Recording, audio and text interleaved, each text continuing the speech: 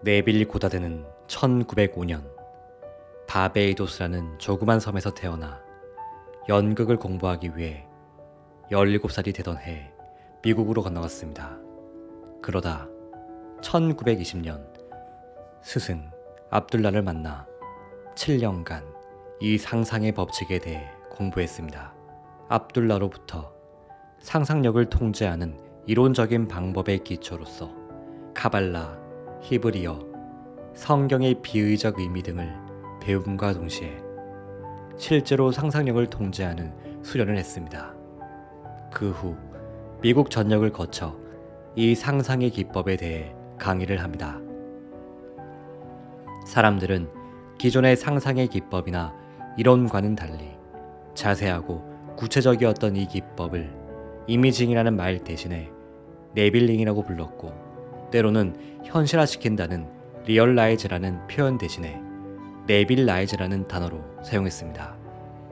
이제 우리가 본격적으로 살펴보게 될 것이 바로 이 네빌링 혹은 네빌라이즈입니다. 앞에서 살펴봤던 것처럼 잠재의식 안에는 우리가 상상하는 것 이상의 능력이 담겨 있습니다. 그래서 우리의 행동을 마음대로 조종하기도 하고, 초등학생이 잠재의식의 변화를 통해 차력사도 구부리지 못했던 동전을 구부리기도 하고, 계산기로나 풀 수 있는 수학 문제를 아주 쉽게 찾아내기도 하고, 혹은 복권의 당첨번호를 보거나 재봉틀을 발명하거나 과학의 새 지평을 열어주는 새로운 이론을 발견하기까지 했습니다. 우리가 이 잠재의식을 원하는 모습으로 만들 수 있다면 우리에게 큰 이득이 될 것입니다. 하지만 현실에 의존하는 우리의 시야 때문에 잠재의식은 쉽게 변화되지 않습니다. 그것은 단단하게 꽉 조여진 나사와 같습니다. 꽉 조여진 나사를 맨손으로 풀려고 한다면 쉽지 않지만, 드라이버라는 도구를 이용한다면 쉽게 풀 수 있는 것처럼 우리의 단단한 잠재의식도 변화시켜줄 도구가 필요합니다. 그 도구가 바로 네빌링입니다. 지금 살펴보게 될 네빌링이 잠재의식을 변화시키는 유일한 기법은 아닙니다. 많은 사람에게 알려진 미래일기라든지 비전 보드라든지 아니면 학원이나 수행의 여러 가지 방편들 역시도 잠재의식을 변화시키는 데에 효과적인 방법입니다. 자신에게 맞는 방법인가가 중요할 뿐이지 어떤 기법을 사용하느냐는 크게 문제되지 않습니다. 게다가 네빌링은 네빌 고다드가 제시하는 방법을 통칭하는 것뿐이지 딱 한 가지의 방법이 아닙니다. 하지만 편의상 가장 대표적인 방법 한 가지만 이야기할 것입니다. 그 이유는 앞으로 이야기하게 될 방식이 가장 강력한 것이어서가 아니고, 그 방법 안에서 잠재의식의 변화의 과정과 이론을 가장 잘 볼 수 있기 때문입니다. 아마 다음의 방법만큼 잠재의식의 변화 과정을 자세히 들여다볼 수 있게 하는 테크닉은 없을 것입니다. 모든 변화에는 반드시 잠재의식의 변화가 동반됩니다. 우리는 앞서 변화를 위한 3가지라는 강의를 통해 변화가 생길 때 마음 안에는 어떤 과정이 일어나는지를 알 수 있었습니다. 즉, 잠재의식 안의 현 위치에서 목표한 위치로 옮겨가는 변화가 먼저 일어난 후에 현실에서도 변화가 뒤따릅니다. 이것은 우리가 겪게 되는 모든 변화에 반드시 수반되는 마음의 변화입니다. 대부분은 이런 마음의 변화 과정을 의도적으로 만들어내지 못하고 앞에서 본 것처럼 경험의 축적이나 암시의 축적을 통해 서서히 일어날 뿐입니다. 이제 우리가 하고자 하는 일은 이 마음의 변화를 의도적으로 만들어내는 것입니다. 여기에서 변화라고 말하는 것은 물질적 변화, 정신적인 변화, 영적인 변화 모두를 말합니다. 이 변화들은 서로 다르지 않습니다. 그래서 물질적인 결핍에서 벗어나기 위해 사용하는 잠재의식의 변화, 정신적인 변화를 위해 사용하는 잠재의식의 변화, 영적인 변화를 위해 사용하는 잠재의식의 변화가 각각 다른 원리에 기인하는 것이 아니라 하나의 같은 원리입니다. 그래서 영적인 진리를 갈망하는 사람들이 하는 영적인 수련도 이것에 기초하고 있습니다. 영적인 진리를 갈망하는 사람들은 가끔 이 상상의 법칙에 대해 물질적인 것에만 초점을 맞추게 된다고 부정적인 시야로 봅니다. 하지만 이 변화의 법칙은 물질적인 풍요만을 위해서만 필요한 법칙이 아닌 자신이 원하는 것이면 그것이 무엇이든, 그래서 마음의 결핍을 채우기 위한 것이든, 즉 사랑의 마음이 부족한 자신을 사랑으로 가득하게 만들려는 것이든, 아니면 영적인 변화를 위한 법칙이든, 즉 자신의 인식의 변화 그 자체를 만들려고 하는 것이든, 상관없이 자신이 원하는 변화가 무엇이든 그것에 사용하면 되는 법칙입니다. 그래서 그런 비판은 설득력을 잃습니다. 네빌링을 통해 잠재의식의 변화의 과정을 이해한다면 자신이 변화를 원하는 곳이 영적인 곳이든 정신적인 곳이든 물질적인 곳이든 상관없이 도움을 얻게 될 것입니다. 자, 이제 네빌링을 보도록 하겠습니다. 그것은 다음처럼 간단합니다. 네빌 고다드 5일간의 강의에 실린 내용을 보겠습니다. 첫째, 원하는 바를 명확하게 하십시오.